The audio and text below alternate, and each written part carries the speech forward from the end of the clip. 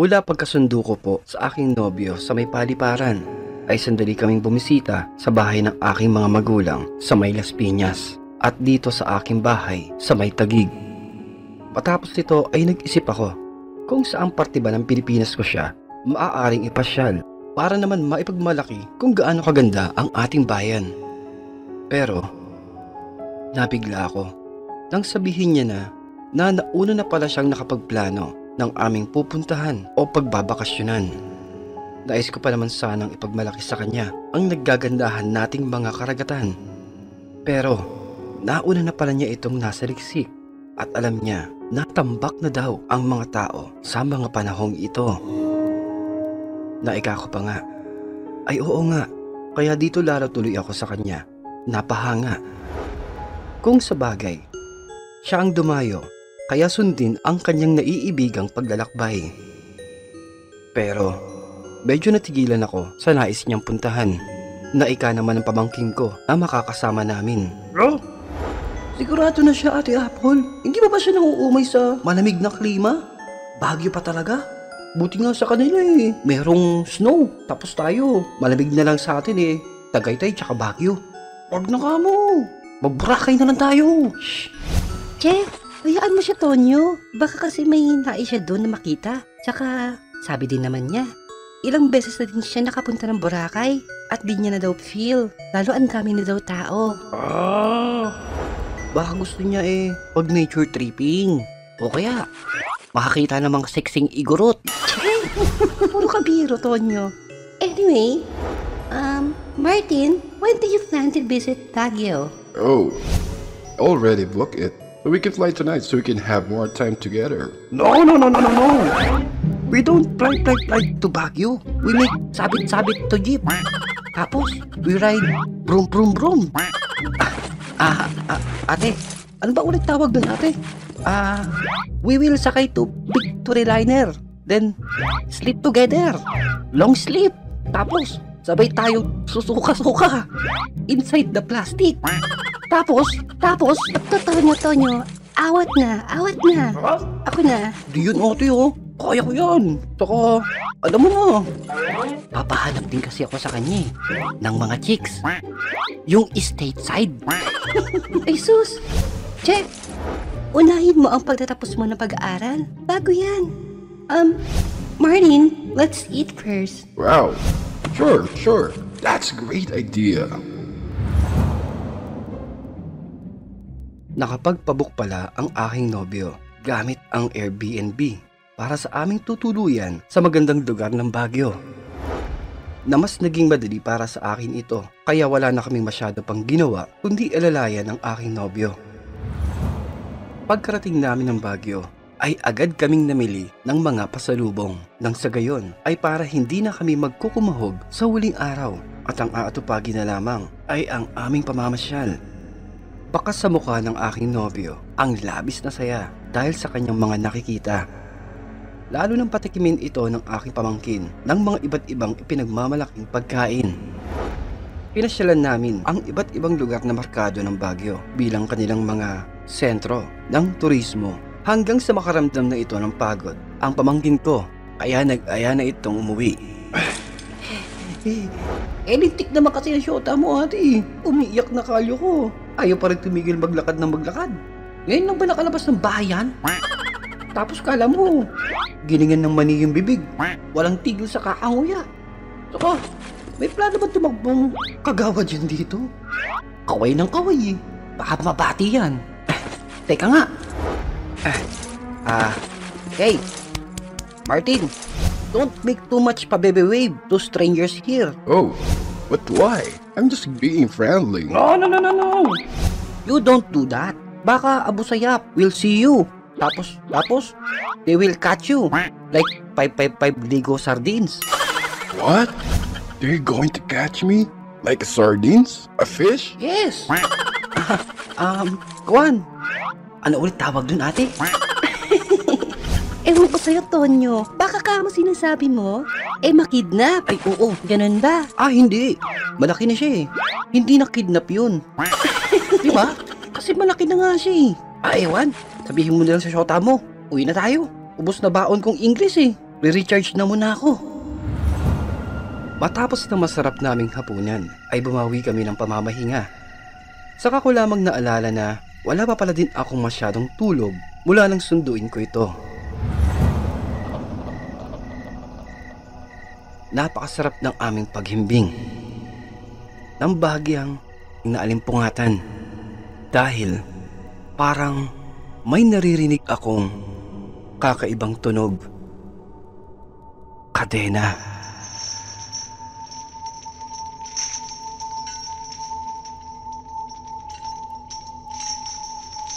Parang may naririnig akong tila kinakaladkad na kadena. Napabangon ako.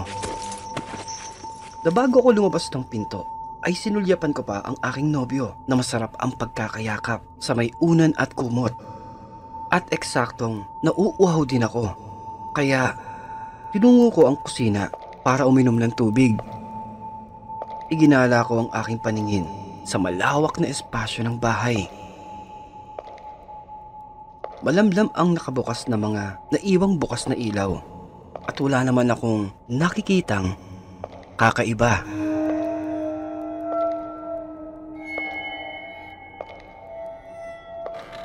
Sinilip ko ang kwarto ng pamangkin ko. Mahimbing din ang kanyang pagkakatulog. Mukhang naubusan talaga ng lakas, kaya ang pwesto nito sa kama ay halos mahulog. Na bago ko bumalik sa aming kwarto, ay isinabay ko na din ang aking pagbanyo.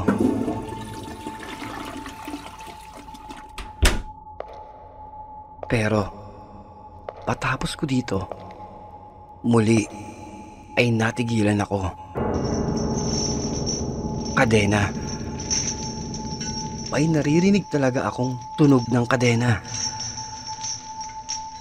Pero hindi ko naman malaman saan ito nagmumula. Dali-dali, dumako ako muli sa may kusina.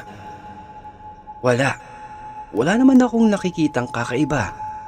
Iniisip ko kasi na baka ang tunog na aking naririnig ay mga kalansing lamang ng mga kubyertos. Kung kaya ay bumalik na ako sa aming kwarto.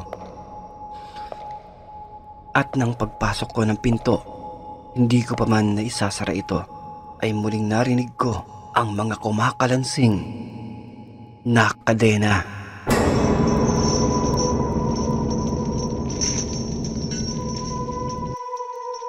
Mas matagal, mas mahaba, parang napakabigat, mabigat sa pakiramdam ang bawat pagkaladkad ng naririnig kong kadena.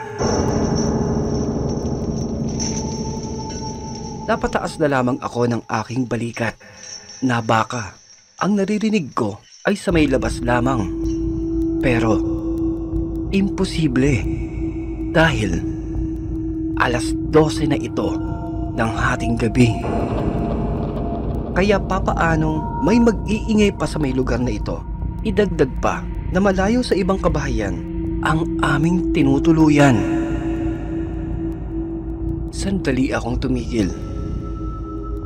Huminga ng malalim para alisin ang hindi magandang bagay na sumasagi sa aking isipan.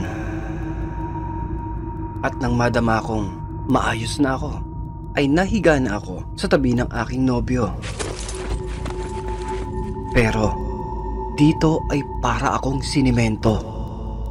Bigla akong binalot ng di maipaliwanag na takot. Pakiramdam ko ay nagtaasan ang lahat ng mga buhok sa aking katawan, sapagkat ang naririnig kong tunog ng kadena ay parang nasa paligid lamang ng aming kama. Pero wala naman akong makita. Tila sasabog na ang puso ko sa hindi maipaliwanag na kaba. Napilit ko mang nilalabanan ay talagang hindi ko na mapigilang ang pangilabutan. Pero bigla itong huminto. Hindi muna ako gumalaw. Nakikiramdam. Medyo nakahinga ako ng maluwag kung kaya ay sumiksik ako sa aking nobyo para ituloy na ang pagtulog ko. Ngunit, biglang nanlaki ang aking mata at napatitig sa may dako ng pintuan.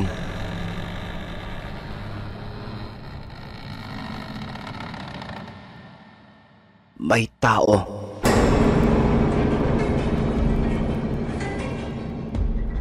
May tao sa may labas ng pinto. Kitang-kita ko pa na gumagalaw ang seradura ng pintuan.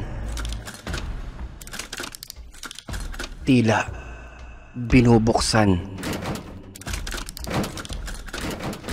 Nasa bawat kalansing ng pagpipilit buksan ang pintuan ay mas lalo akong kinikilabutan. Hanggang sa marinig ko na tila kinakalabog na pilit binubuksan ang pinto.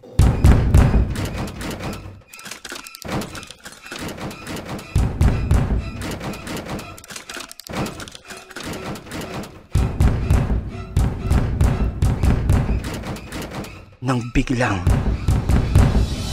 maramdaman ko ang isang malamig na kamay.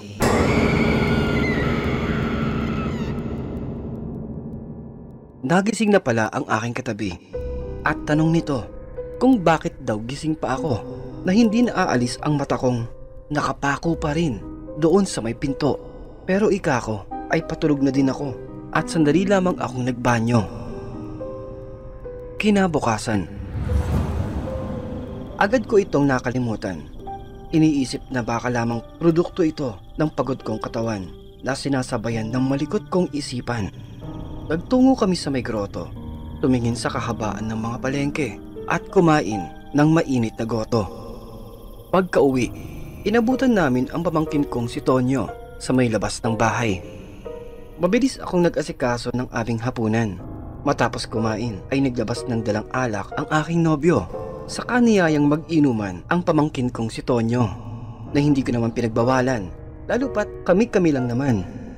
Pero mahirap pala silang malasing na walang ginawa ang nobyo ko, kundi tumawa lamang ng tumawa sa may pamangkin ko na alam naman niyang nililibang lamang siya at pilit inuunawa. Matapos silang mag-inuman, maaga silang inantok kaya ako naman ay nagligpit ng kanilang pinag-inuman.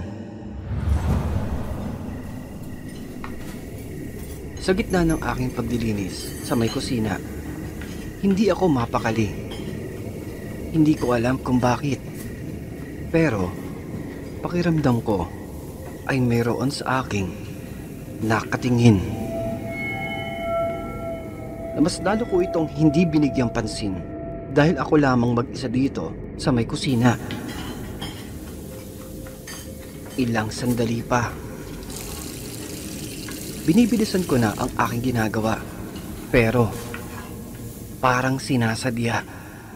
Nakakarinig ako ng pagsitsit. Psst.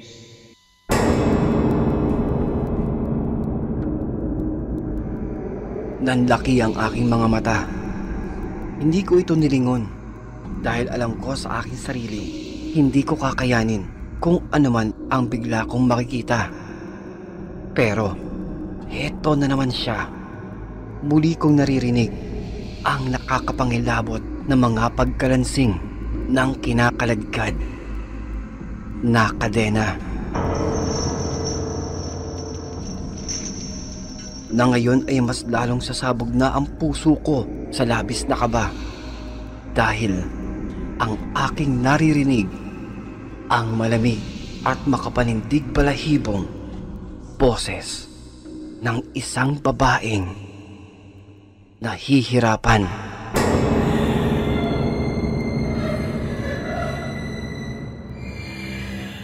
Binitawan ko na ang mga hugasan. Kako ay ipagpapabukas ko na lamang.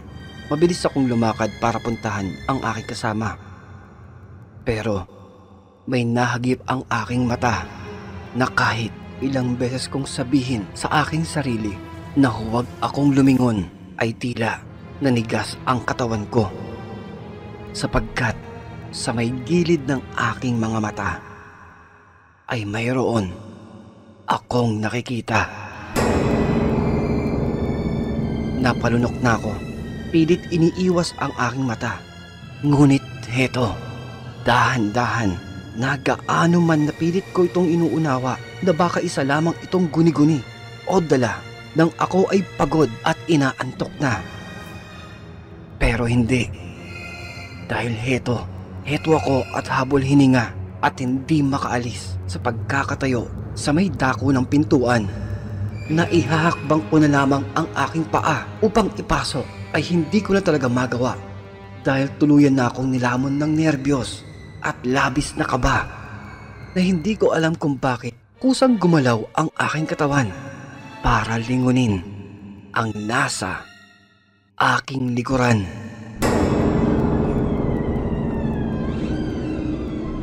Na dito, ako ay lalong kinilabutan dahil hindi ako basta namamalikmata lamang. Hindi ito basta lamang guni-guni sapagkat heto, sa pagtaas ng aking mga mata ay aking nakikita ang isang anino na nasa may dilim sa may dako ng dulong kwarto. Dahan-dahan, papalapit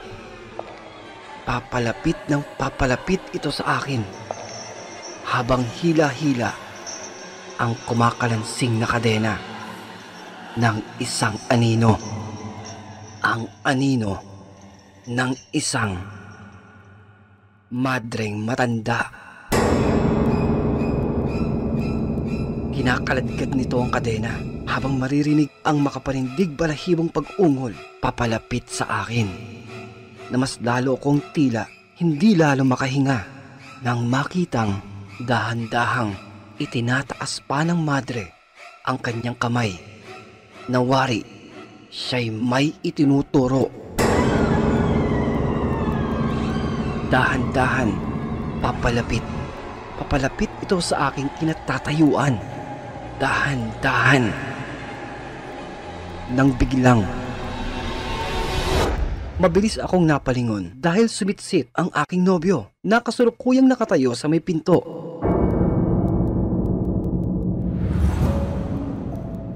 Na dito, mabilis akong bumalikwas. Walang tigil na nagsusumigaw habang napayakap pa sa kanya. Bumangon na pati ang aking pamangkin. Pilit akong pinapakalma ng aking nobyo. Mahigpit na niyakap upang ako ay huminahon. Napapakamot ang pamangkin ko. Nag-uusisa sa inabutang eksena pero hindi ako makapagsalita na walang tigil namang bulalas ng aking nobyo. Ay baka naman ako daw ay namamalikmata lamang o di naman kaya ay lumalakad ng tulog. Imposible dahil iniwan ko pa nga sa kusina ang lahat ng aking mga gawain. Walang tigil akong umiiyak. Mabilis na kumuha ng isang basong tubig ang aking pamangkin upang ako ay painumin. Pero napakamot na lamang si Tonyo dahil daw ang kaninang walang tigil kong paghagulgol ay bigla na lamang akong nakatulog. Kinabukasan, gumising ako na walang kasama at paglabas ko ng kwarto ay nabigla ako dahil naghihintay na pala ang aking nobyo. Nakakatapos lamang magluto. Uy! Gising ka na pala ate. Tara, kain na tayo. At mamaya, alis na daw tayo. Nasusubukan ko palang sanang magkwento ay sinenyasan na ako ni Tonyo na huwag ko na daw ituloy at sa aming pag-uwi na lamang. Sapagkat kahit pala si Tonyo ay nakakaramdam na wala na itong nagawa pa na sa tuwing may mga kakaibang nagaganap ay itinutulog na lamang daw niya.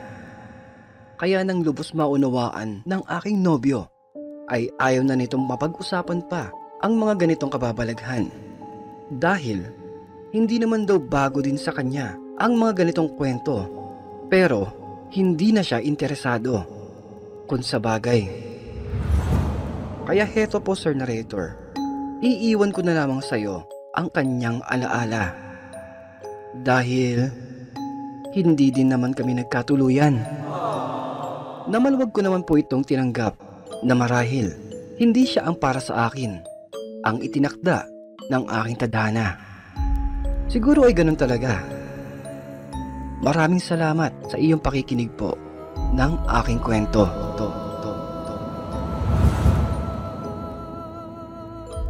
Grabe, no? Akala ko pa naman, Ate Apple, kakanta na ako ng I just wanna love you forevermore. I just wanna hold you just like before. Ay, sayang naman. Hindi man lang niya ako inampunan ng mga chicks na stateside. Sayang, oh. Yung blue seal sana. Hi, Tonyo. Baka kamo, blue eyes. Ganon din yun, ate. Basta yung brandy na totoo. Di yung katulad ng kapitbahay natin na si Nini, nakakapiki. Dala lang pala ng agwa oxinada yung pagka-brandy niya. Kala ko pa naman totoo. Unahin mo muna kasi pag-aaral mo, Tonyo. Hindi puro babae. Dahil pag may pinag-aralan ka, mas makakapili kang mabuti. Sa bagay. Anyway. Kung inyo pong nagustuhan ng ating naitampo na kwento ay isang napakalaking bagay po ang pagpindot nyo ng like, pag-subscribe at pag-iiwan ng positibong mensahe para hindi mahuli sa biglang pagsusulputan ng ating mga malakabuting kwento na kung may pagkakataon din na maibigan mo itong maibahagi ay pindutin lamang ang ating share button. Isang maliit na abala lamang, ngunit tatanawin ko po itong napakalaking bagay, mainit na pagmamahal at taos puso ninyong pagsuporta para sa ating mas mahaba pang kulitan dito po sa ating napakagulong tambayan. At kung nabitin ka pa, silipin lamang ang ating mga kwento at playlist na matatagpuan sa kaloob-loobang detalye ng ating channel. Yun lamang po. Maraming salamat at magpapasalamat pa po muli. This is your one and only Kulas, your original dose of Tagalog horror good vibes na nagsasabing, stay safe and fresh everyone, and always stay awesome. Peace out.